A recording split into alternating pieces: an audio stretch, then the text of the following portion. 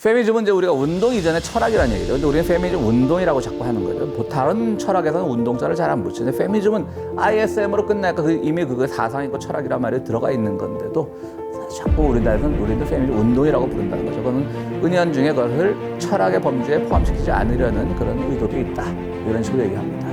그렇지만 페미니즘은 항상 인식론이라는 철학과 관계가 있다. 인식론이라고 하는 것은 알매 철학이죠. 알매 철학. 그러니까 상대방을 알고 그걸 알면 타자만 아는 것이 아니라 타자에 또 비춰진 나를 알고 그런 것들을 인식론이라고 하는데 페미니즘 철학이 제일 출발하려는 인식론. 타자인 여성은 누구이고 나 남성은 누구인가를 제대로 인식해야 된다는 점에서 페미니즘 철학은 인식론과 관계가 있다고 합니다.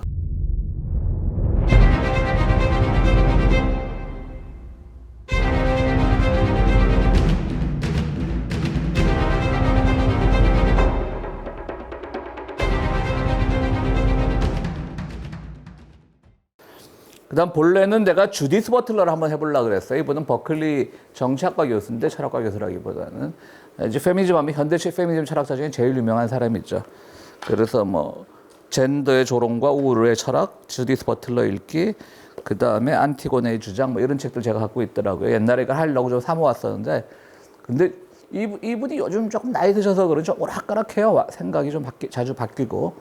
그래서 이제 뭐를 쫓아가야 될지 몰라서 그냥 개론을 통해서만 알아보기로 했습니다.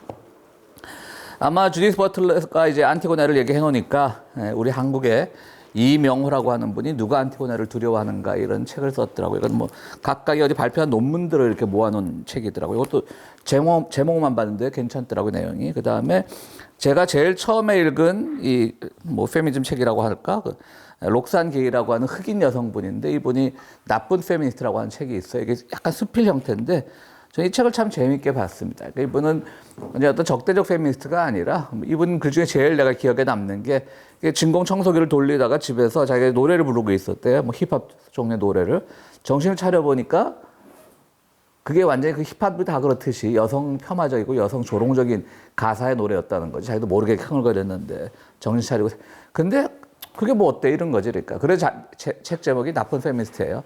그러니까 우리가 그동안 너무 적대적으로만 페미니즘 운동을 봐왔는데 뭐 그럴 수 있지. 그 정도는 우리가 웃어 넘길 수 있지 않느냐. 뭐 그런 식이죠. 뭐 하여튼 그런 책들입니다. 그래서 오늘 그리고 제일 마지막에는 로즈 특히 이 페미니즘 하는 분들은요 이름들이 다 이렇게 어렵더라고. 로즈마리 퍼트넘 통 두 사람입니다. 같은 이름이 다 긴 건 아니고요. 티나 페르난디스 보츠 이 두 사람이 쓴 페미니즘 교차하는 관점들이라는 책이 학위시습이라는 출판사에 나왔는데 이것도 이북이 있더라고요. 이건 오늘 알았습니다. 최근에 그 유시민의 뭐죠? 팟빵 그 제목이 뭐지? 알릴레오. 거기서 이 책이 나왔더라고요. 이게 언제 방송된 건지 모르는데 뭐 이걸 검색을 하다 보니까 그게 뜨더라고요. 그래서 알게 된 책인데 차라리 우리가 공부하는 데 이 책이 더 좋을 뻔했습니다. 이제 일단은 개론으로 요즘 페미니즘이 어떤 운동들이 있나를 알려주는 책인데요. 제가 오늘 아침에 알아가지고 오늘 아침에 이북을 받아놔서 내용은 잘 모르고 있습니다. 어쨌든 페미니즘은 굉장히 오해가 많고요. 운동, 뭐 남녀 간의 성 대결, 뭐 이런 식으로 이해가 되었고 특히 한국에 뭐 전 세계적인 열풍이었긴 하지만 미투 운동과 더불어 페미니즘이 부각이 됐는데요. 사실은 미투 운동은 그건 페미니즘하고는 전 별개로 생각해야 된다고 봅니다. 그건 폭력이죠, 폭력. 어쨌든 위계, 그러니까 자기가 가진 권력을 이용해서 했거나 물리적인 폭력을 했거나 어쨌든 폭력인데 그 미투가 부각되면서 한국에서 페미니즘 운동이 더 부각되다 보니까 거의 남성 혐오 이런 얘기들이 생기고요. 뭐 여러 가지 일들이 생겨났습니다. 그래서 이런 책들을 주로 봤고요. 그래서 오늘 이제 페미니즘이 어떤 것들이 있나 내용들이 그걸 보기 위해서는 이 페미니즘 교차하는 관점들 이 책이 중요한 것 같아서 그 책에 일단 그 목차만 한번 이렇게 옮겨왔습니다. 아직 읽지 못했습니다. 자유주의 페미니즘은 페미니즘의 원조죠. 그러니까 일단 봉건제로부터의 자유를 말하는 거겠죠. 그러니까 남성 중심 사회, 가부장 사회로부터의 자유를 말하는 것이기 때문에 아마 페미니즘 초기에 뭐 17세기, 18세기 그때 시작한 좀 원시적인 형태의 페미니즘이 자유주의 페미니즘이고요. 그다음에 급진주의 페미니즘은 요즘 이제 우리가 특히 한국 사회에서 나오는 뭐 그런 많은 뭐 꼴통팸이라 그러나 왜 그런 것들 꼴페미라 그러나 하여튼 그런 것들을 급진주의 페미니즘이라고 할 수 있겠고요. 근데 우리가 페미니즘을 공부하면서 한 가지 알아야 될 것은 분명히 그 급진적인 페미니즘의 문제적인 요소들도 많지만 일단은 학습하는 자세로는 거기선 그야말로 우리가 그야말로 정치적 뭐 중립성이라고 그래야 되나 폴리티컬 코렉트니스 PC주의를 적용해야 될 것 같아요. 때로는 마음에 안 드는 것들이 있어도 한번 배운다는 입장에서는 그런 PC주의를 적용을 해야 될 것 같고요. 그다음에 이제 마르크스 페미니즘과 사회주의 페미니즘, 뭐 엥겔스 같은 사람들이 여성에 대한 발언을 많이 했더라고요. 여성 해방에 대한 발언을요. 그리고 미국의 유색인종 페미니즘들, 뭐 유색인종이 흑인만 있는 건 아닐 테니까. 근데 이제 이 흑인 페미니즘은 우머니즘이라고 불러요. 우머니즘. 왜 그렇게 부르게 됐는지는 모르는데 하여튼 흑인 페미니즘들은 우머니즘이라고 부르는데 우리가 메일, 피메일 할 때 페미 이런 거에는 여성이란 좀 뭐 미국 사회가 다 뭐 영어를 잘하는 건 아닐 테니까 여성이라는 의미가 좀 약하지만 우먼 하면 여성이라는 게 강하잖아요. 그래서 아마 흑인 여성들은 우리는 일단 남자 여자를 떠나서 먼저 사람으로 대접받고 싶다라는 의미에서 맨자가 들어가서 우먼을 쓰지 않았나라는 내 추측입니다. 그거는. 그런데 뭐 우머니즘에 대해서 언제부터 그것을 쓰기 시작했는지에 대한 어원은 없습니다. 그리고 저희같이 신학을 한 사람들은 이미 80년대 초에 한국에서 여성신학이라는 것들을 공부해 왔고요. 그러니까 한국의 페미니즘의 원조는 사실은 여성신학입니다. 신학계가 제일 먼저 한국의 페미니즘을 가지고 들어왔고요. 그런 점에서 신학계가 사실 요즘 교회들이 다 대형교회 중심이 되었고요. 그렇기 때문에 교회가 많은 욕을 먹고 있는데 한국 기독교가 그런 학문적이나 이런 데서 뭐 개화기에도 물론이었고요. 근대교육이나 근대의료를 가지고 들어왔고 그리고 현대에 와서는 페미니즘 운동 같은 것들 또 해방신학을 좀 변형시킨 민중신학 같은 것들이 한국 교회가 그런 운동들을, 진보적인 운동들을 이끌었던 역사가 있습니다. 그 다음에 이제 미국의 유색인종과는 달리, 미국의 유색인종이라고 하면 이제 미국 내에서 하는 미국의 권력, 어쨌든 미국이라고 하는 초권력 국가에 속한 사람들이지만 전 세계 유색인종 페미니즘들, 그러니까 비미국권에 사는 그 페미니스트들은 얼마나 고통받겠는가라고 해서 그것을 구분하는 모양입니다. 그러니까 전 지구 포스트 식민주의. 포스트 식민주의라고 하는 것은 지금 식민주의 시대가 끝났지만 아직도 여전히 식민주의 사고관을 가지고 있는 사람들을 극복하자는 의미에서 이 포스트 식민주의입니다. 그러니까 우리가 지난 4번에 걸쳐서 라틴 강의할 때 나왔던 말처럼 라틴 아메리카의 그런 좌파 철학자들이 하는 게 일종의 포스트 식민주의죠. 그러니까 왜 자꾸 1세기의 눈으로 보니까 우리는 항상 삼자였다는 거지. 우리가 그 라틴 할 때 기억나시죠? 왜 우리가 항상 그들의 대상이어야 되느냐? 왜 우리가 그들의 역사의 주변부적으로 해석돼야 되느냐? 아니다. 우리가 1세기가 되면 어떠냐? 우리가 1세기 하자. 뭐 이런 주장들이 나오고 있습니다. 라틴 쪽에서. 맞는 말이죠. 사실 뭐 1세기, 2세기, 3세기 나눈 것 자체가 사실은 백인 유럽 중심, 미국 중심의 세계관이니까요. 그게 이제 포스트 식민주의고요. 초국가주의 페미니즘은 이제 어떤 국가가 처한 그런 개별적인 특수 상황보다는 걸 다 초월해서 여성의 권익을 보호하자는 그런 것들이 초국가주의 페미니즘 같습니다. 나중에 기회가 되면 하나하나 다시 설명하도록 하겠습니다. 그다음에 정신분석 페미니즘은 뭐 프로이드 또 락캉 이런 사람들이 사실은 프로이드나 좀 락강은 덜한데요. 프로이드 읽을 때 참 불편한 게 많죠. 모든 걸 성 중심으로, 특히 그야말로 젠더가 아니라 섹스 중심으로 해석을 하고요. 생물학적 성에 의해서 뭐 많은 것들을 뭐 남근 이런 표현들을 많이 쓰고요. 락강에 가서 좀 덜해졌지만 락강도 좀 프로이드를 비판하지만 그래도 그런 점이 많이 있고요. 그래서 줄리아 크리스테바라고 하는 그 불가리아 출신의 프랑스 여성인데요. 저분이 이제 정신분석 페미니즘, 프로이트나 락강을 비판하는데 굉장히 앞장서고 있습니다. 지난주엔가 오늘 우리 누구지? 규진 씨가 왔으면 많이 도움을 받을 텐데. 그 술자리에서 한번 줄리아 크리스테바라고 처음 그런 이름을 들었어요. 그래서 이제 페미니즘 공부할 거니까 줄리아 크리스테바를 공부해야 된다고 막 그러더라고. 근데 뭐 처음 듣는 이름인데 뭐 페미니즘 채트 피면 항상 나오는 이름이더라고. 근데 맨 처음에 이제 초기 단계로 검색을 해보니까 이 사람이 불가리아 공산주의 국가 불가리아 맞죠 옛날에 불가리아의 그 프랑스 학자인데 수십 년 동안 불가리아 정보기관의 프락치였더라고 간첩이었더라고. 본인은 아직도 살아있는 사람이에요. 본인은 아직도 아주 강력하게 부인하고 있는데 불가리아 쪽에서 그걸 했다. 나중에 이제 전문가 오면 물어봐야지 길이 쉬우면. 그래서 알게 된 이름인데 하여튼 굉장히 유명한 사람이더라고요. 지금 프랑스에서 활동하고 불가리아 출신이고 41년생인가 그러니까 이분들 꽤 나이가 들었는데 어쨌든 살아있는 지금 유럽의 프랑스의 그 페미니스트 중에 아주 유명한 사람입니다. 그 다음에 돌봄 중심 페미니즘이라는 게 있더라고요. 이거 참 모호하죠, 말이.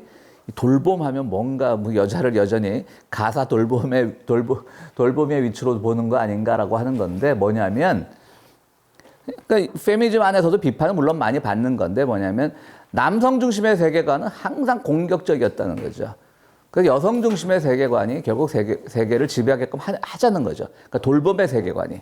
그러니까 이제 뭐 돌봄이라는 것 어떤 약간 모성애적인 개념을 동반했다는 점에서는 이제 전통 페미니스트들한테 비판은 받고 있지만 그 단어 자체가 주는 어감처럼 그렇게 여성을 완전히 수동화하는 건 아니고 우리가 이제 세상을 변화시켜야 된다라고 하는 것이죠. 그래서 한번 돌봄 중심 페미니즘이라는 걸 이제 검색을 해봤더니 어떤 분이 논문을 쓴 걸 잠깐 보니까 거기에 이제 뭐 영화만 봐도 그렇다는 거죠. 부산행 열차가 아니라 부산행 그 영화 보면 마지막에 왜 여자가 살아남지 않습니까? 그 마동석을 애인으로 뒀던 그 여자 배우 이름 뭐죠? 그 여자만 살아남고 이런 것처럼 결국 모든 폐허가 되는 세상에서 여성들의 그 돌봄의 정신이 오히려 지구를 구원한다는 그런 의미의 영화라고 이제 돌봄 페미니즘을 설명하면서 그 부산행을 설명을 하더라고요. 그러니까 그런 겁니다. 그러니까 그래도 뭐 당연히 또 여성 전통적인 페미니스트한테는 욕먹을 만한 일이겠죠. 에코 페미니즘은 뭐 당연히 요새 유행하는 거고요. 자연과 같이 보자는 거죠. 환경보호 이런 것들을 다 페미니즘 입장에서 보자는 거죠. 그 환경 파괴는 사실은 남성적 사고, 뭐 무기회사, 군산복합재, 뭐 이런 것들이 다 만들어내는데 뭐 여성들한테만 그런 것도 포함돼요. 에코페미니즘에 여성들한테 뭐 세제를 쓰지 말자는 등 이런 식으로 이제 폄하하는 거는 왜곡이라고 그런 말도 있습니다. 예전에 그 수렁에서 건진 내 딸 쓴 작가 이름이 뭐죠? 윤 누구더라? 여성 작가인데 그분이 LA 왔을 때 한번 같이 식사를 하는데 그분이 그런 말 하더라고요. 그분이 굉장히 담배를 많이 피는데 요새 한국도 그렇지만 미국은 담배 필 때가 더 없다는 거지. 공항에서 못 피우고. 그러면서 화가 나가지고 하는 말이 지들이 세계 경제나 세계 환경은 제일 더럽히면서 말이야. 언제부터 국민 경관권을 생각해 준다고 담배도 못 피게 하냐고 막 투덜대시더라고. 그 말도 맞는 거죠. 사실 어떻게 보면 또 뒤집어 생각하면. 그다음에 실존주의, 포스트 구조주의, 포스트 모던 페미니즘 이런 것들입니다. 제3의 물결 페미니즘과 퀴어 페미니즘이죠. 이제 이거는 뭐냐면 1세대 페미니즘은 이제 아까 자유주의 페미니즘처럼 여성의 인권, 여성도 이성적인 존재라다 이런 거를 이제 부각시키는 거였 다면 2세대는 좀 계급, 여성이 가진 사회적 모순 이런 것들을 이제 이런 식으로 접근하는 페미니즘이었는데요. 제3의 물결 퀴어 페미니즘은 뭐냐면 퀴어 뭐 일단 동성애자를 통칭하는 말이죠. 그리고 제3의 물결은 뭐냐면 이제 더 계급적으로 내려가서 옛날에 여성이 오히려 질시하던 그런 여성의 직업들, 매춘에 종사하는 사람들, 뭐, 이런 분들을 향해서 관심을 가진다는 거죠. 그래서 워싱턴인가 언제 한번 슬럿 웍이라고, 슬럿 하면 저거죠. SLUT 하면 뭐, 약간 뭐, 해픈 여자 그런 뜻이잖아요. 예.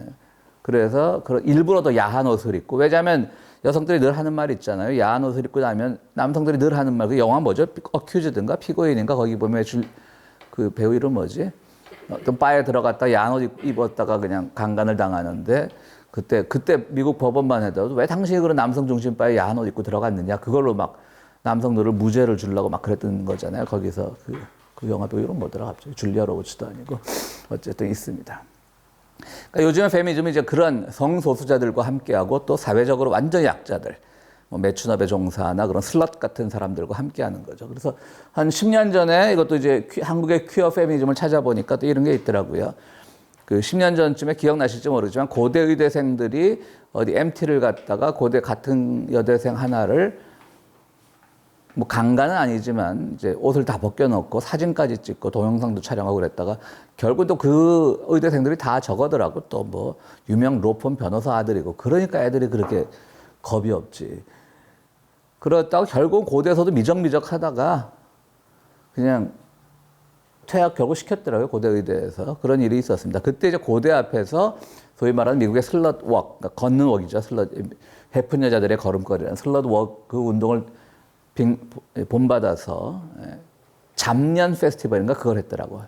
그 참 우리 페미니스트들이 참 이름도 잘 지어서 잡년 그런 걸 했더라고요. 그래서 장하다 우리 잡년들 내가 그랬습니다. 오늘 아침에 이제 일어나서 좀 늦게 일어나서 이 침대에 누워서 이렇게 페이스북을 스마트폰으로 만지작거리고 있는데 늘 한국의 페미니즘 운동은 뭐 우리 좌파 진영에 있는 사람들은 늘 페미니즘 책도 많이 보고 그래서 우리는 익숙하다고 알고 있는데 갑자기 화가 벌 난 게 제 페이스북 친구 중에 뭐 개인적으로 아는 사람은 아니지만 한국에 뭐 이태경이라고 토지정의 대표로 하는 사람이 있어요. 근데 이분이 매일 같이 요즘 한국에서 매주 토요일마다 이제 윤석열 퇴진 집회가 열리잖아요. 거기도 매일 가고 하여튼 그냥 윤석열에 대한 증오가 너무너무 심한 분이라 뭐 개인적으로 알지는 못하지만 계속 그분이 하는 활동을 라이크 하나 눌러주는 것으로 이제 격려하기 위해서 맨날 라이크 따박따박 누르는데 오늘 아침에 뭐라고 썼냐면 민주당의 남성 의원들은 추미애와 전현희로부터 배워라. 추미애는 다 아시겠지만 전현희는 누구냐면 국민권익위원장이라 그래서 문재인 때 임명이 됐는데 윤석열이 들었으면서 자꾸 자르려고 그러니까 임기가 남았음에도 불구하고 그러니까 이제 어떤 시비거리를 찾아서 감사원을 동원해서 다 털털 감사를 했고 그걸 언론에 흘리고 뭔가 대단한 부정이 있는 것처럼 근데 하나도 안 나왔잖아요. 그죠? 전현희가. 그러니까 이제 국회 불려나가고 큰 소리들 막 치는 거죠. 국민의힘 의원들 앞에서. 국민의힘들은 어쨌든 더 잡아내려고. 그러니까 고발하겠다. 당신들 내 명예훼손을 고발하겠다. 감사원도 고발하겠다. 그러고 그랬어요. 그러니까 그걸 보고 이제 민주당 남성 의원들은 추미애 전현희한테 배우라고 하는데 나 이것도 전형적인 성차별 발언 같아요. 그렇지 않아요? 내가 너무 예민하게 느꼈나? 민주당 의원들은 했으면 괜찮아. 차라리. 전현희나 추미애의 그런 담대함을 배우라. 의원들은 하면 돼. 왜 남성 의원들은. 그럼 우리 어릴 때 듣던 말이거든. 고추단 놈이 왜 그러냐? 너는 고추단 놈이 참아야지. 이런 말 많이 듣고 자랐거든. 제 세대는. 어때요? 제 말이 좀 과민 반응입니까? 이태경 씨가 잘못했죠? 아닌 것 같은데. 태희 씨 동의 안 하는 것 같은데. 무슨 의미인지는 이해했어요. 기병 씨, 과민 반응 같은. 나이가 된 사람들은 뿌리 깊은 잠재의식 속에서 그거가 있기 때문에 그래서 못 벗어나는 거예요. 그러니까 학습해야 된다는 거지. 좀 마음에 안 드는 게 있어도. 그러니까 계속 배워나가야 되는 거예요. 근데 여성들도 마찬가지인 것 같아요. 뭐 요즘은 그렇지 않지만 여성들도 약간 그 여성이라는 데 기대가지고 그건 남자가 해야지. 물론 힘든 무거운 걸 옮기고 할 때는 당연히 남자들이 하는 거죠. 일단 생물학적으로 우월하니까. 근데 그때도 한번 얘기했지만 우리 공반장님이 그러니까 좀 그렇지. 근데 그 말을 하면서 나부터가 창피하지. 그 지난번에 왜 넷플릭스에서 피지컬인가 뭐죠? 백 그거 보니까 은연중에 그래도 여자랑 싸우면 맞진 않겠다는 생각이 있거든 남자들한테는. 근데 그거 보니까 야 저런 사람한테 걸리면 맞아 죽겠구나 진짜. 모르시죠? 여성들 아주 이른 여성들이 나와서 이제 남자랑 똑같이 겨루기를 하는 거예요. 전혀 그 문만들의 따로 혜택이 없고 메리트가 없고. 넷플릭스에서 광고 나오는 거 보진 않았는데. 근데 그 남자가 좀 맞았어요? 아니 그렇지는 않은데 거기서 결국 여성들이 다 일찍 떨어졌는데 탈락은 했는데. 격투기 선수 하나가 그 여자 가슴 누른 거. 그몸 누르고 있다고 그것도 또 많이 있잖아요. 근데 그때도 그 격투기 선수를 여성이 먼저 픽할 권리가 있었잖아. 자기가 픽했거든. 하여튼 그런 게 있습니다. 그래서 우리가 말씀드렸듯이 굉장히 조심해야 된다, 이거는. 뭘 조심해 똑같은데 뭐 그러면서 그런 게 아니라 정치적으로 진짜 올바름의 기초에서 정치적 올바름이 사실은 요즘은 진보 진영이 그걸 잘못 써서 이렇게 됐다는 말도 있거든요. 그러니까 요새 정치적 올바름은 진보 진영의 그거였는데 요즘 많이 비판을 받죠. 그렇지만 그럼에도 불구하고 적어도 이 젠더 문제에 있어서는 PC주의에 기초하는 게 조금은 우리가 학습하는 데 도움이 되지 않을까. 나중에 가서 생각을 고쳐먹는 한이 있더라도 그런 것 같습니다. 그래서 제가 좀 더 예민해서 아까 이태경 씨의 그 글을 보고 맨 처음 무조건 무시고 라이크를 눌렀다 다시 지워버려서 하도 얄미워가지고. 기진 씨, 줄리아 크레테바가 불가리아 간첩이래요. 못 읽었어요, 그거? 그런 썰도 있어요. 근데 본인은 아직 완강히 아직도 부인하고 있고, 아직도 활동을 하고 있더라고요, 그죠? 안 죽었어요. 41년생인데 안 죽었더라고요. 자, 우리가 페미니즘을 공부하기 전에 두 명의 이름을 알아야 됩니다. 하나는 이제 신화 속 인물이죠. 안티고네는, 자, 아시죠? 안티고네는. 그 오이디푸스의 딸이자 동생입니다. 왜 딸이자 동생이냐면 오이디푸스가 뭐 신화 속으로 어쩌고저쩌고 돼갖고 자기 엄마인 줄 모르고 엄마랑 결혼하잖아요. 거기서 두 아들과 하나의 딸을 낳죠. 그게 안티고네입니다. 그러니까는 자기 엄마가 낳았다는 점에서는 동생일 수 있고, 근데 엄마가 오이디푸스의 와이프였다는 점에서는 딸일 수 있고, 아주 운명적인 여인이죠. 다 신화 속 여인이죠. 그래서 이제 이 페미니스트들이 안티고네라는 이름을 많이 좋아하죠. 그래서 이 주디스 버틀러도 안티고네 주장이라는 책을 썼었고, 우리 한국의 이명호란 분도 누가 안티고네를 두려워하는가 이런 책도 쓰고요. 페미니즘 할 때 안티고네는 늘 기억해야 될 이름입니다. 두 개의 법이 충돌하는 세계의 갈등을 다루는 이야기의 원형이라고 하는 겁니다. 하나의 세계는 하늘의 세계, 그러니까 초월적인 세계관 혹은 형이상학적 세계관. 하나는 법이 주도하는 세상적 세계관이라고 하는 거죠. 예. 그런데 이제 아들이 둘이 있었는데 오이디푸스, 그러니까 이제 오빠들이 둘이 있었죠. 근데 둘이 막 왕권을 놓고 다투다가 결국 폴리네이케스라고 하는 작은 아들이 결국 아들 간의 그 권력 다툼에 밀려서 죽게 되죠. 물론 큰아들도 죽습니다. 그러나 큰아들은 바로 그때 왕이 크레온이 이제 그의 편에 섰다가 죽었기 때문에 그에 대한 장례를 성대히 치러주면서 폴리네이케스의 장례를 치르면 누구든지 가만두지 않는다라고 하는 법을 선포했죠. 네, 그러니까 크레온의 명령은 땅의 법인 거죠. 윤석열은 뭐 땅의 법인지 뭔지도 모르고 하는 거고, 그러니까 크레온하고 비교해도 절대 안 되고. 그래서 안티고네에겐 죽은 자에게 제사를 드려서 그의 영혼을 기리는 것이 이 세계의 정이고 그것이 법이어야 된다고 하는 초월적 세계관에 기초한 법이고요. 반대로 이제 크레온은 오로지 법 하는 거죠. 어떤 초월성이나 그 형이상학적인 건 전혀 생각하지 않는 거죠. 그렇게 결국 이제 그 이후의 얘기는 적지 않았는데 결국 그러다 이제 반대가 그래도 죽이는 건 너무하다라고 반대가 너무 많으니까 크레온이 이제 어느 토굴에 감금을 시키죠. 그런데 바로 크레온의 아들, 그러니까 차기 왕권을 가질 아들이 바로 또 안티고네의 약혼남이었습니다. 그러니까 아들도 아버지에게 가서 얘를 구해줘라 막 그러는 거예요. 온갖 사람들이 다 구해줘라. 심지어는 이제 당시 유명한 제사장도 와서 종교인 대표도 와서 구해줘라, 살려줘라 그러고 있는데 이제 결국은 사형은 안 시키고 이제 결국 풀어주기로 해서 토굴에 갔더니 이미 가기 전에 자살을 해 있었던 거예요. 안티고네가.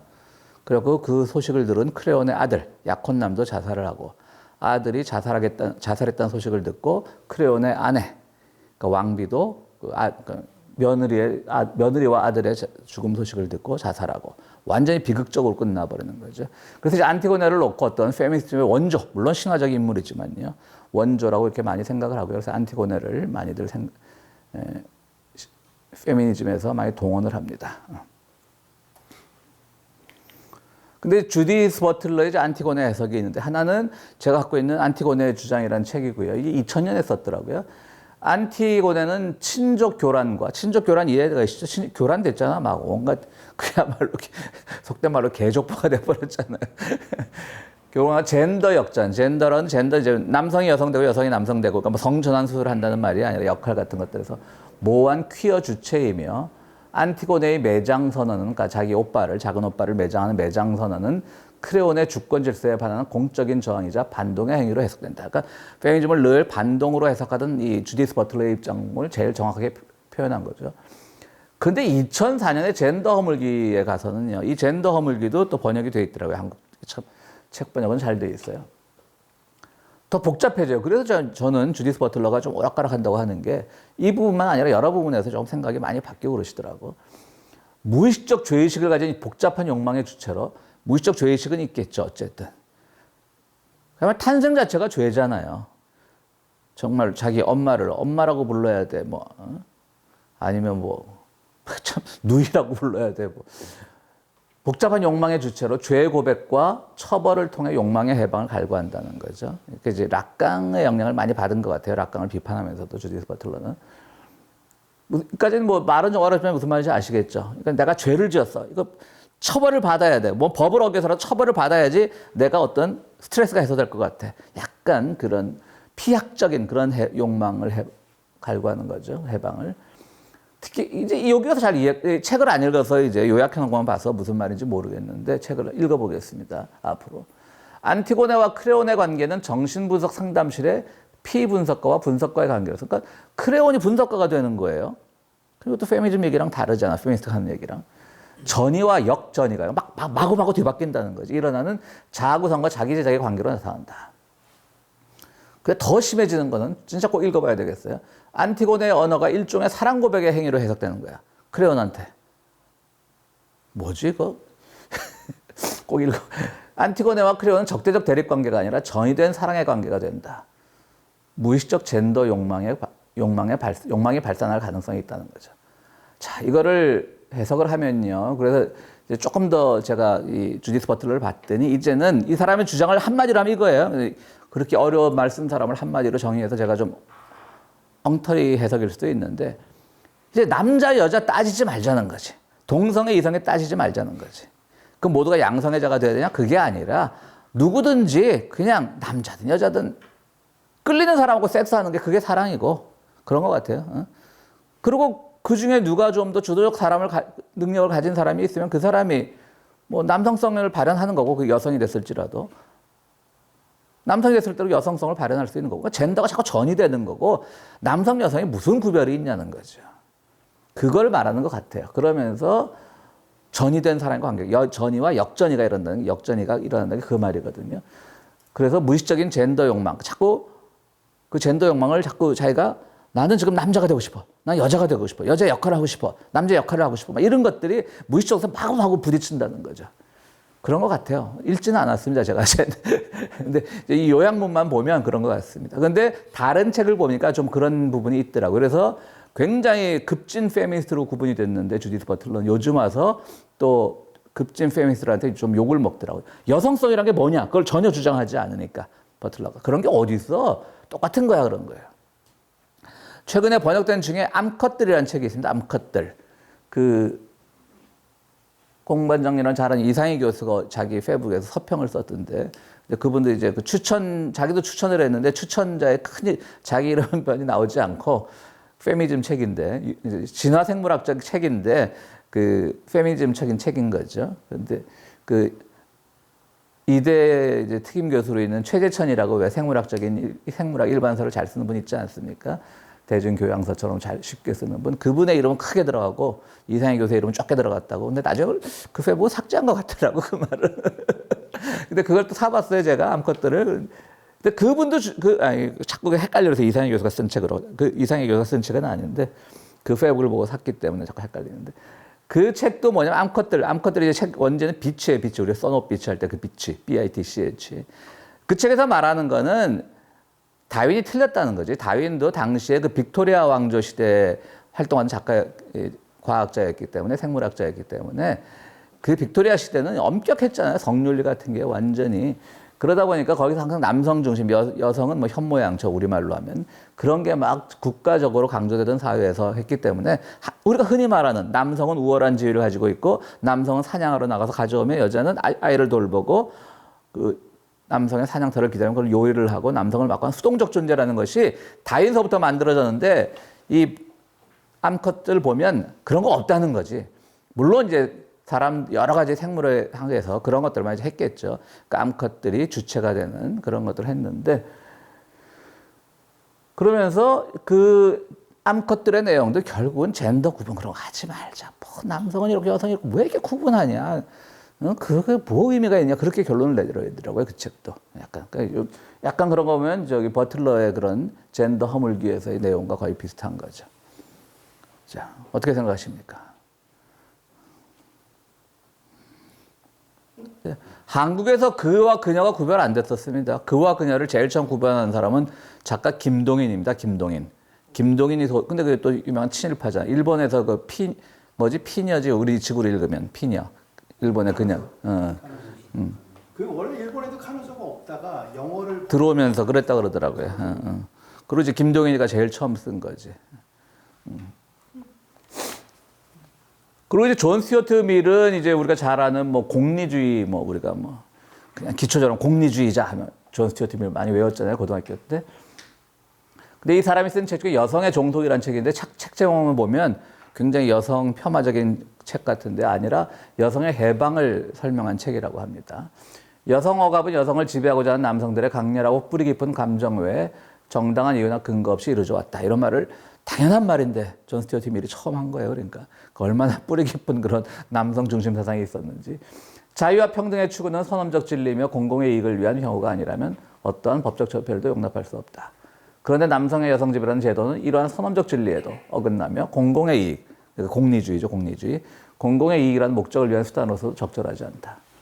남성의 여성 지배라는 원칙은 힘센 자가 약한 자를 지배한다는 강자의 법칙 외에 아무런 근거가 없다. 그러나 문명과 도덕이 발전한 사회에서 강자의 법칙은 인간 사회를 규율하는 원리로서 적절하지 않으므로 이마저도 남성의 여성 지배의 정당한 근거가 될 수 없다. 이런 책 중 내용이라고 합니다. 그래서 왜 이 양반을 소개하냐면 모든 그런 페미니즘을 시작할 때는 그러니까 안티고네는 신화적 인물이니까 제쳐놓고요.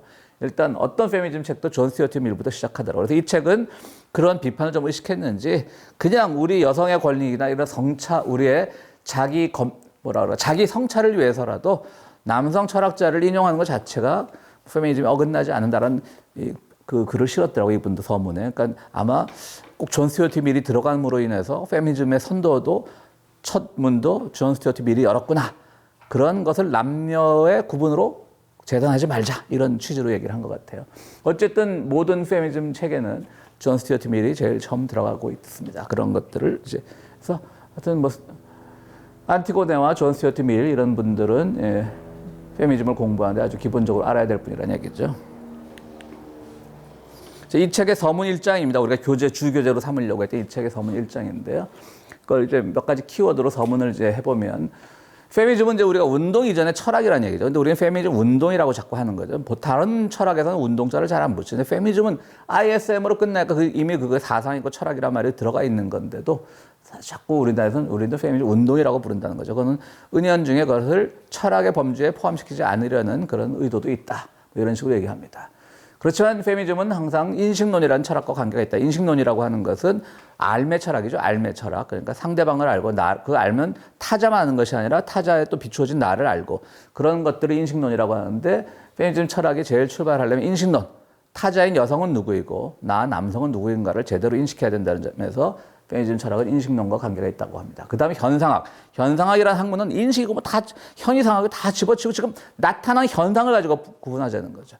그 이제 우리가 잘 아는 사르트르의 아내 보바르가 그 현상학적인 페미니즘의 대표적이라고 말을 합니다. 뭐냐면 이제 사회적 현상이 이미 우리 잘 알잖아요. 뭐 보바르가 늘 얘기하는 만들어진 성이라고 하는 그처럼 사회 현상이 이미 여성을 제2의 성, 타고난 성이 아니라 만들어져서 우리를 순응하고 순종적으로 만드는 그런 것이 다 사회 현상이다. 그걸 극복해야 된다는 것이 보바르의 주장이듯이 현상학이라는 철학과도 연결이 된다고 합니다. 또 지금 아까 말한 그 동일성의 철학, 다 그 사람의 차이를 존중해야 되는데 철학이라는 게 늘 동일성의 철학에 기초했다는 거죠. 그래서 주체, 객체, 나, 대상, 뭐 하늘, 형이상학, 형이학 항상 이렇게 차이를 강조하면서 차이를 강조하는 게 동일성의 철학이라는 거죠. 그러니까 동일한 것끼리 보편이 최고야. 그게 보편 철학이 되는 거고, 아니야 개별자가 최고야. 그게 포스트 모더니즘이 되는 거고. 다 그러면서 이제 자기들끼리 뭉치려고 하는 동일성의 철학이기 때문에 거기서는 여성 같은 소수자가 개입할 여지가 없었다는 거지. 그 다음 주체와 주체 아님. 그래서 늘 서브젝트, 주체는 S라고 표현하고, 락강이에서 처음 표현했는데요. S라고 표현하고 또 S에 이렇게 빗금을 딱 꺼놓으면 주체 아닌 거예요. 그 말은 은연중에 남성이 주체고 여성이 주체 아니라는 것이 포함되어 있었다는 주장이고요. 고대 철학에서는 특히 플라톤이나 아리스토텔레스에서 여성 비하가 많았던 이유가, 그때는 영혼과 육체를 완전히 이중적인 것으로 보고 신체를 엄청나게 저급한 것으로 이제 영혼만이 최고라고 했던 것이죠. 그런데 남성은 왜 영혼만이 최고라고 했냐면, 진리는 불변해야 되는데 신체는 썩어 없어지니까 불변하지 않기 때문에 저급한 거예요. 그렇게 인식을 했죠, 고대 철학에서는. 그런데 그럼 남자의 신체는 안 썩냐? 그게 아니라 그래도 남성은 이성이라는 걸 갖고 있다. 아리스토텔레스나 플라톤은 그랬다는 거죠. 이성적인데 여성의 신체는 동물적이라는 것이. 아리스토텔레스가 그 말을 했더라고요, 완전히. 또 요즘 이제 잘 뜨고 있는 대중 페미니즘 저술가 리베카 솔릿에 따르면, 그 사람이 이제 맨스플레인이란 말을 처음 만들어낸 말이죠. 그 유명한 일화가 있죠. 이 사람이 쓴 책 보면 어느 학회에서 누굴 만나는데 전공이 페미니즘도 아닌 남성 학자가 자기를 앉혀놓고 1시간을 강연을 하더라는 거예요. 쉬는 시간에. 페미니즘이랑 이거고. 옆에서 자기 동료 철학자가 이 레베카 솔릿을 향해서 이 사람 좀 페미니즘 전공한 학자야, 교수고 그런데도 아랑곳하지 않고 레베카 솔릿 페미니즘은 이렇고 저렇고 설명을 했다는 거지. 그래서 거기 착안해서 이 사람이 남자들은 자꾸 나를 가르치려 든다. 그 책 이름이 그걸 거예요. 남자들은 자꾸 나를 가르치려 든다고. 경험하셨어요? 직장에서 맨스플레인? 아니 저거는 그때 아까 이부 소개하면서 여성은 괴물과 함께 뭐 깨어난다라는 말 할 때 괴물 그랬는데 이제 괴물에게 뭐냐면 우리는 타자를 볼 때 남성이 여성을 볼 때 가진 자가 없는 자를 볼 때 타자를 볼 때 괴물 보듯이 본다는 거지. 그런데 이 김은주란 분의 주장은 그게 장점이라는 거죠. 오히려 여성들의 장점. 왜냐하면 여성 그 괴물이라는 사람은 이 여성은 타자들은 우리가 이때까지 익숙해진 그 범주에서 벗어나 있기 때문에 더 많은 다른 곳에서 학습할 기회가 생기고 다른 관점에서 볼 기회가 생겼기 때문에 그런 것들이 다 괴물이라고 하는 거죠. 그러면 성경의 이야기도 인용을 해요. 이분이 김은주란 작가가 뭐냐면 성경에 보면 야곱이 이제 지형 속이고 도망가다가 천사가 하늘에 내려오거든요. 그래서 천사랑 막 마구 씨름하는 게 나오잖아요. 창세기 몇 장쯤에. 그러니까 천사도 사람이 아닌 존재라는 괴물이라는 거지. 그래서 그 천사와 싸우면서 야곱이 더 든든해지고 더 익숙해지고 더 시야가 넓어진 것처럼 모든 존재는 괴물과 함께 잠을 깨어나야 되는데 여성이 바로 그런 존재다. 괴물과 함께 잠을 깨어난 존재다. 왜냐하면 괴물 취급을 받아왔다는 거죠, 사회에서. 그러니까 우리는 뭐 지금은 이게 괴물하면 너무 우리가 언제 여자를 괴물로 봤어라고 하는데 그런 의미가 아니라 나 아닌 다른 자는 다 괴물로 보는 거지. 나 아니기 때문에, 내가 아니기 때문에 괴물을 보듯이 봤다는 거죠.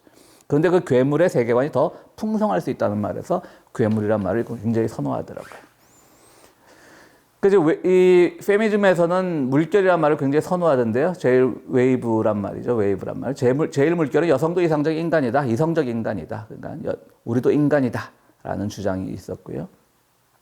제일 물결은 개인적인 것이 정치적인 것이라는 주장으로 이제 아까 제3 물결은 새로운 퀴어 운동이고요. 그 뭐 슬롯웍 같은 거 하는 거고요. 참정권 문제를 봐도 미국에서 흑인 남성들이 먼저 여성보다 그러니까 흑인 여성은 당연히 뭐 같은 여성으로 배제가 됐겠지만 백인 여성보다 참정권을 먼저 얻죠. 그래서 백인 여성들이 마구 이제 반항을 하는데 흑인 남성들은 금방 해방됐기 때문에 뭐 자기들이 또 다른 이런 참정권 투쟁이나 이런 데 뛰어들 용기가 없었다고 볼 수도 있겠지만 어쨌든 여성들이 그래도 당시 여성들이 흑인 노예 해방 철폐 운동에 들어갔더라고요. 그게 또 페미니즘의 슬픈 역사더라고. 그러니까 왜 우린 참정권 안 줘? 우리가 흑인 남자보다 못해? 이런 의미가 그런 것들이 숨어 있었던 거지. 그게 좀 페미니즘 운동의 좀 흑역사더라고요. 근데 이제 좀 다른 얘기지만 그 당시는 흑인들이 뭐 참정권 얻은 것만 해도 해방된 것만 해도 기쁜데 뭐 이렇게 운동할 겨를이 있었겠습니까만 지금에 와서 나는 이제 흑인들을 이해할 수 없는 게 지금 그 이런 게이 문제나 있어서 가장 보수적인 데가 흑인 커뮤니티거든요. 특히 흑인들은 또 이제 기독교, 특히 개신교 비율이 높잖아요. 제가 속한 이 PCUS라고 미국 장로교라는 교단은 한 10년 전에 이제 그 문제를 해결했는데 여전히 흑인 교회들은 반기를 들고 있고요. 최근에 이제 미국에서는 뭐 1년에 한 번씩 그 해 교단에서 발표한 뭐 성명서 이런 거 보고 진보 보수를 나눠요. 그러면 이제 제가 속한 교단은 항상 딱 0점에서 10점 사이 항상 5점에서 어떨 때는 5.1점으로 뭐 진보에 기울었다, 어떨 때는 4.9로 뭐 보수에 기울었다 그래요. 근데 우리보다 항상 왼쪽에 있는 게 UMC, 미국 연합감리교회죠. 연합감리교회가 항상 우리보다 왼쪽에 있어요. 그 다음에 제일 왼쪽에 있는 게 성공회죠. 성공회 항상 제일 왼쪽에 있고 성공회도 이미 오래전에 그 동성애 문제 해결했고요.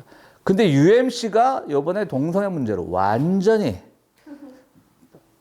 반쪽 날 분위기가 됐더라고. 근데 그게 왜 그러냐면 UMC는 우린 PCUSA잖아. 미국 장로교란 말이에요. USA가. UMC는 전 세계 연합감리교회예요. 그러니까 거기에서 아프리카 쪽에 이런 옛날 서구의 식민지였던 아프리카 쪽 국가들의 그런 감리교회가 비중이 높아요. 세계 감리교회에서. 그 사람들이 반대하고 특히 미국 내 또 흑인 감리교인들이 반대하니까 다 지금 갈려지고 있는 거예요. 그래서 소수자라는 입장에서는 흑인들이 조금 더 게이 문제나 이런 데 대해서 적극적으로 나서줬으면 하는 바람이 있는데 그렇게 되지 않더라고요.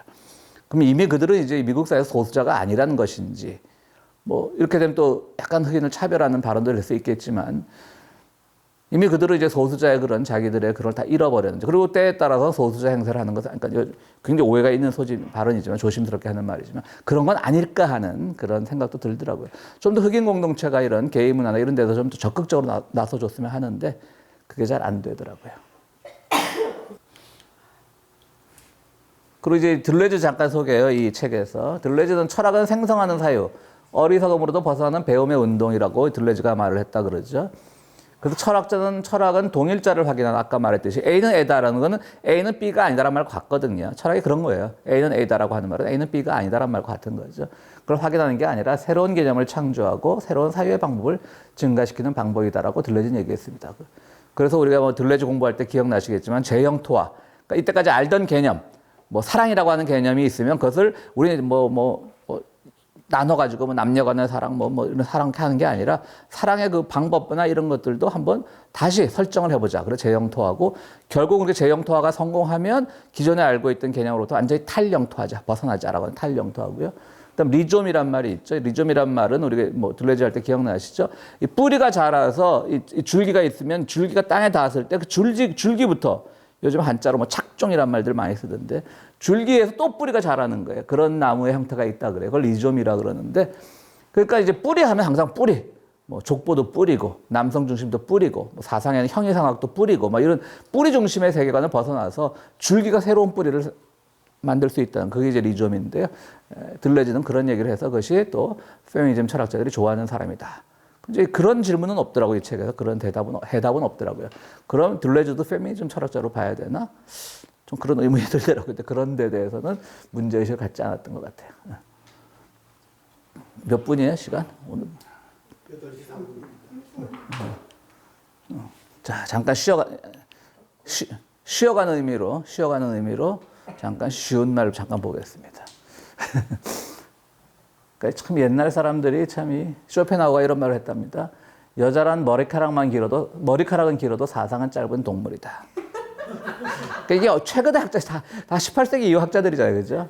니체, 여자는 깊이 있는 척하는 껍데기다. 키에르케골, 여자가 위대한 업적을 이룬다면 우리는 그녀를 어떤 남자보다 우러러 볼 것이다. 왜냐하면 누구도 여자가 그런 업적을 이루라고 기대하지 않기 때문이다. 웃으라고 넣어놨습니다. 그냥.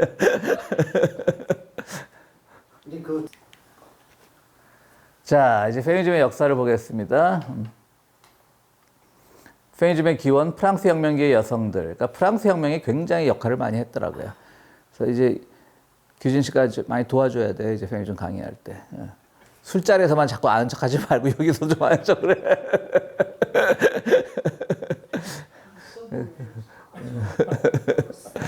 아까 이름도 어려워. 줄리아 크리스토바도 뭐 규진 씨한테 지난번 술자리 처음 들은 이름인데. 근데 유명한 사람이라고 페미니즘 책만 피면 다 그 이름 나오더라고요. 어쨌든 뭐 1789년에 프랑스 혁명이 참 큰 사건이었죠. 콩도르스라고 하는 사람이 여성의 시민권을 위한 청원을 썼고요. 1년 뒤에 썼죠. 2년 뒤에 인간과 시민의 권리 선언을 썼습니다. 구조 얘기는 다음 페이지 한 번 더 하겠습니다. 울스턴 크래프트라는 영국 사람인데 여성의 권리 옹호를 썼습니다. 그리고 프랑스의 이제 그 혁명의 가장 강경 왼쪽에 있던 자코뱅의 정치 이념은 직접 민주주의와 혁명권을 강조한 루소의 사회계약론이었습니다. 근데 루소는 반페미니스트였다고 합니다. 요즘도 이것도 사실은 다시 본 운동들이 많아요. 그러니까 인권은 다 하늘로부터 받은 것이라고 해서 평등을 주장하는 사람이 루소긴 해요. 그래서 루소를 너무 그 양반이 뗀 몇 마디 말 가지고 반페미니스트로 보는 건 이제 문제가 있다라는 주장들도 있고 여전히 이건 대립하고 있더라고요. 아까 니체나 이런 말은 진짜 제가 장난스럽게 넣어놓은 거고 그 사람들이 뭐 페미니즘에 대해서 접근한 건 없으니까. 근데 루소는 이제 대립하고 있더라고요. 페미니스트다 아니면 오히려 안티페미니스트다 하고 있는데 최초의 페미니스트는 자코뱅에 반대하는 지롱드파와 연대했다고 합니다. 이게 뭐냐면 자코뱅파가 그 루소의 사상의 기초에서 프랑스 혁명 정신을 세우려고 했기 때문에 루소는 반페미니스트라고 생각을 하고 오히려 보수적인 지롱드파와 연대했다고 하는 것이 또 페미니즘에서는 또 처음부터 좌파와 연대했던 건 아니죠. 막스 이후에 이제 페미니즘이 좌파랑 만나게 되는 것이고요. 뭐 좌파란 말은 늘 얘기하듯이 자코뱅부터 시작을 한 말이니까요. 그때 아까 영국의 이제 울스턴 크래프트 이제 영국에서 활동을 했고, 이분은 굉장히 가난한 집안 딸인데요. 저기 뭐였죠? 저기 영남대 정치학과 교수를 하다가 아나키즘 책 많이 쓰시고 뭐더라 그분이 하는 뭐 유튜브가 하나 있더라고요. 한 45분짜리. 그분이 이제 울스턴크래프트를 설명을 하고 있더라고요. 영남대 정치학과 교수하다가 이제 은퇴하셨는데, 갑자기 그 이름 박mon데 그분이 하여튼 하는 유튜브를 잠깐 보다 말았고요. 너무 그분이 말을 지루해가지고. 그다음에 이제 올랭프 드그즈라고 하는 프랑스 사람인데, 이 사람이 앞에 잠깐 나왔었죠, 그즈. 이 사람은 이제 이 인간과 시민의 권리 선언이라는 걸 썼는데요. 저희 누구죠? 아까 알릴레오 거기 보면 아까 10가지 관점, 거기에서 이분의 글을 이제 인용하게 잠깐 나오더라고요. 근데 이제 이 구즈는 결국 꺼졌다. 이런.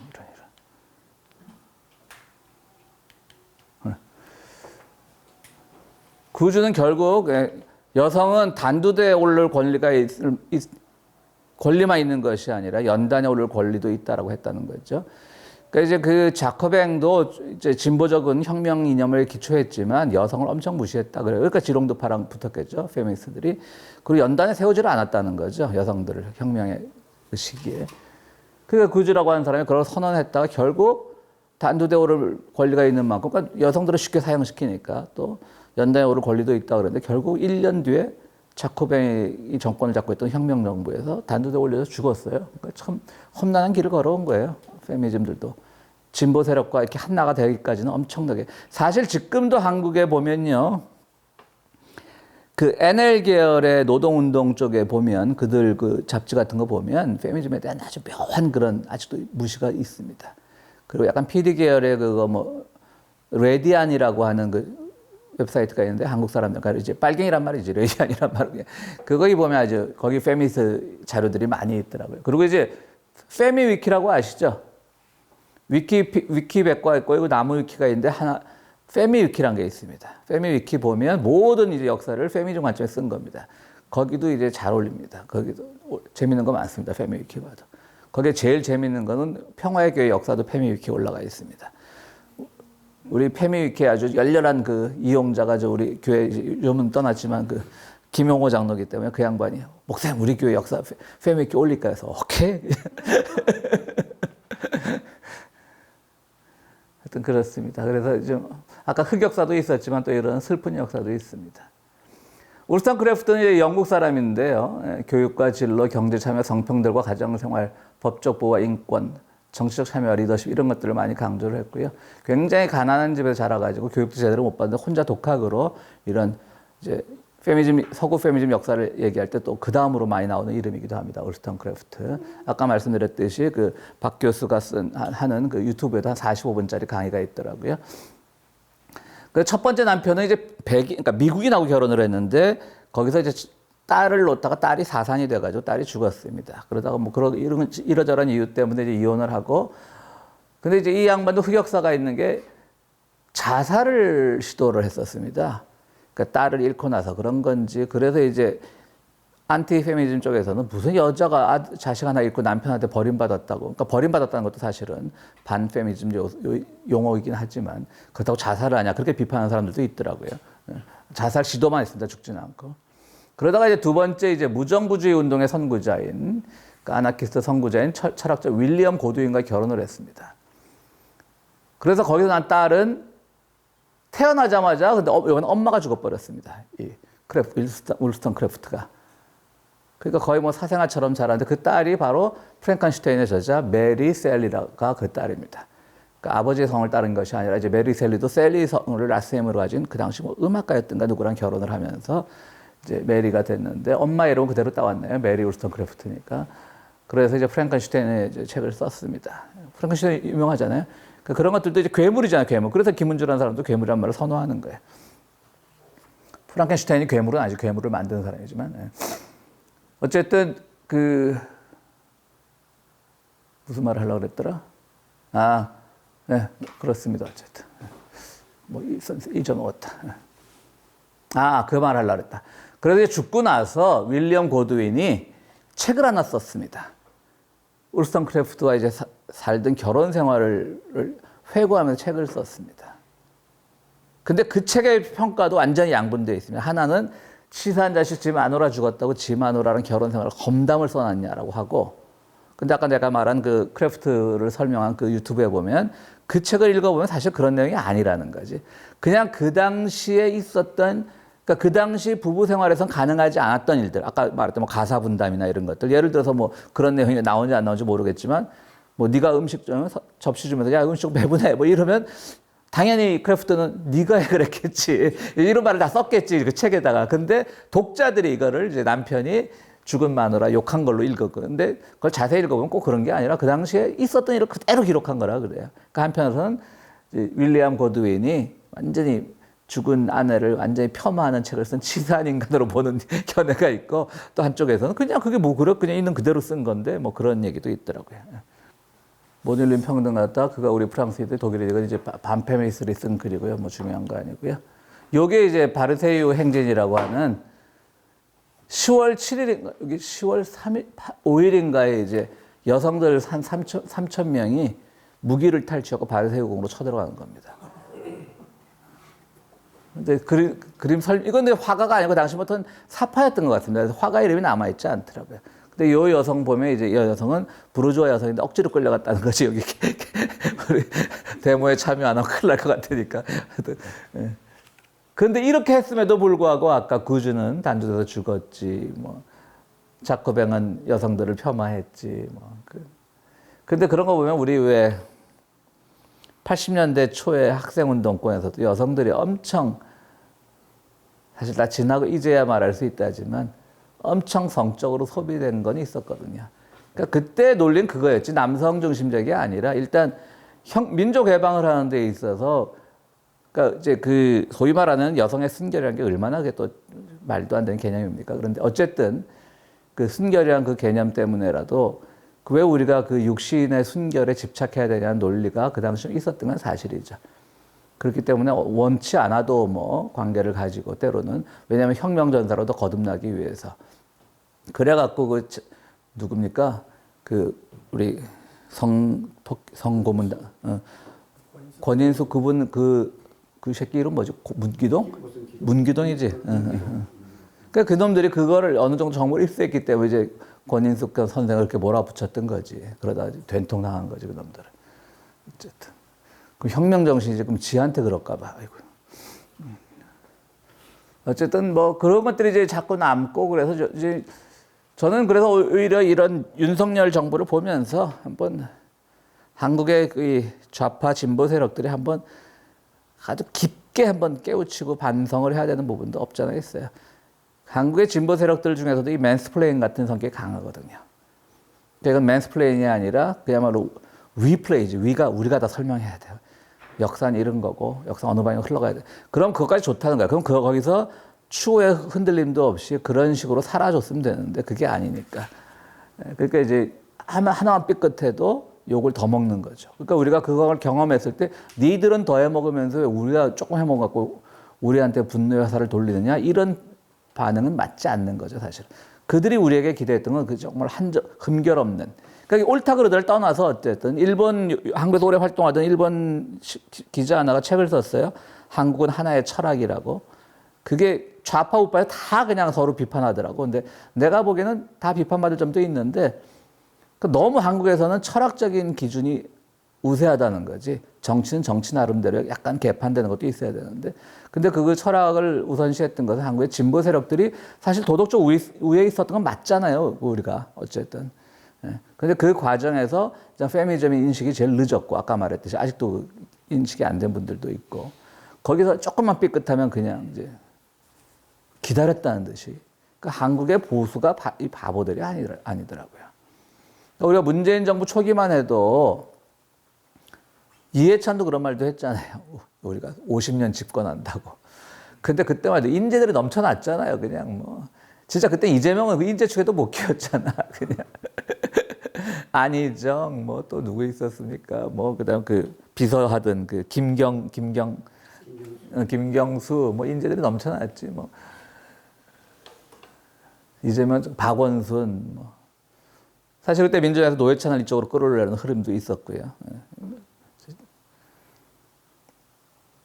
아이, 그래서 왜 갑자기 또 우울해지지? 자꾸 윤석열을 파내자니 우울해지네.